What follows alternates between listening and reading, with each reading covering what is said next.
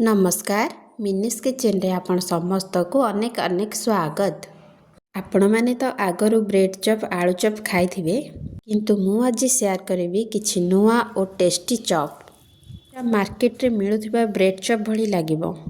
ऊपर क्रिस्पी और भीतर नरम रहिबो। आपण मानको बहुत पसंद आसीबो। ताले चलंतु वीडियोटी स्टार्ट करिबा। मु एठी आलू चारिटा को सिजा बसई देछि। ते पियाज बीट गाजर को नेछि। गैस को ऑन करी गोटे पैन बसई दबा। प्रथमे किछि तेल देई चिना बादाम को भाजी दबा। चॉप रे स्टफिंग पई तो चिना बादाम निहाती दरकार। चिना बादाम भाजी हिसाला परे ताको गोटे प्लेट को काढ़ी दबा।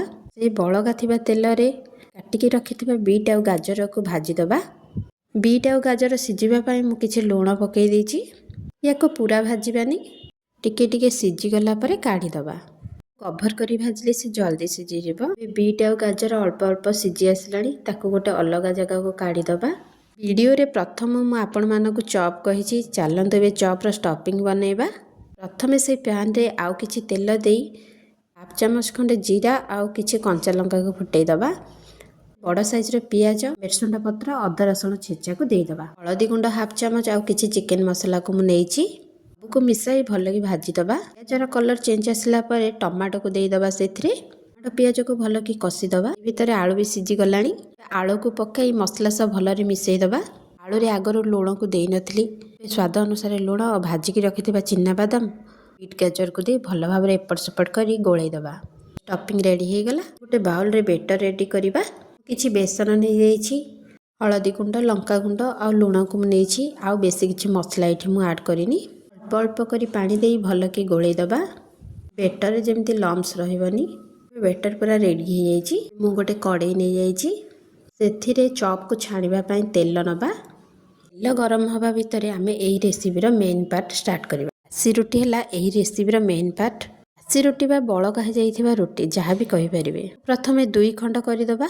बने कि रखिथिबा स्टफिंग को एही रोटी रे दबा। फाळ रोटी रो गोटे साइड रे आमे स्टफिंग को दबा।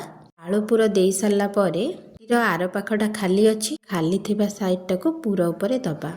देखंतु ट्रायंगल साइज रो हे गला। देखंतु बहुत सुंदर देखा जाउछि। एही पूरा दिया रोटी को बेसन रो बटर रे बुड़ाई गोटी गोटी करी तेल रे फ्राई कर दबा। तेल गरम हवा पई गैस रो फ्लेम को हाई करथिबे।